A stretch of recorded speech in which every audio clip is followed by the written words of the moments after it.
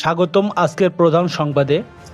ভারত ও পাকিস্তানের মধ্যে সাম্প্রতিক উত্তেজনা ও সহিংসতার প্রেক্ষাপটে আমরা বিশ্লেষণ করব বর্তমান পরিস্থিতি এবং উভয় দেশের প্রতিক্রিয়া,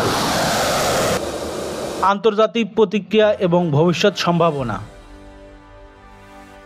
গত 18 সেপ্টেম্বর কাশ্মীরের উরিতে ভারতীয় সেনা ঘাঁটিতে সন্ত্রাসী হামলায় 17 জন সেনা সদস্য নিহত হন।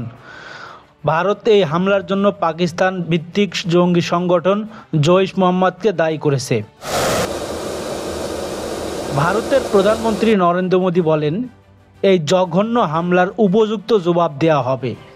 স্বরাষ্ট্রমন্ত্রী রাজনাথ সিং পাকিস্তানকে সন্ত্রাসী রাষ্ট্র হিসেবে অভিহিত করেন এবং আন্তর্জাতিক সম্প্রদায়কে পাকিস্তানকে একঘরে করার আহ্বান জানান। পাকিস্তানের প্রতিরক্ষামন্ত্রী খাজোয়া আসিফ হুঁশিয়ারি উচ্চারণ করেন, শোকেসে সাজিয়ে রাখার জন্য পরমাণু বোমা বানায়নি পাকিস্তান। আমাদের ওপর হামলা করার সাহস দেখালে ভারতকে ধ্বংস করে দেওয়া হবে। উভয় দেশই সীমান্তে সামরিক প্রস্তুতি জোরদার করেছে।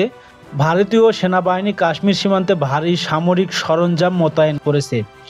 পাকিস্তানও সীমান্তবর্তী এলাকা সেনা মোতায়েন এবং বিমান চলাচল সীমিত করেছে। আন্তর্জাতিক প্রতিক্রিয়া। মার্কিন যুক্তরাষ্ট্র উভয় দেশকে সর্বোচ্চ সংযম প্রদর্শনের আহ্বান জানিয়েছে। চীন পাকিস্তানের পাশে থাকার ইঙ্গিত দিয়েছে, আর রাশিয়া পাকিস্তানের সঙ্গে যৌথ সামরিক মহড়ায় অংশ নিয়েছে, যা ভারতের জন্য উদ্বেগের কারণ হয়ে দাঁড়িয়েছে। কাশ্মীরে মানবাধিকার পরিস্থিতি। কাশ্মীরে বিক্ষোভ ও সংযোগ অব্যাহত রয়েছে। ভারতীয় নিরাপত্তা বাহিনীর সঙ্গে সংঘর্ষ, বহু মানুষ নিহত ও আহত হয়েছে। মানবাধিকার লঙ্ঘনের অভিযোগে আন্তর্জাতিক সম্প্রদায় উদ্বেগ প্রকাশ করেছে।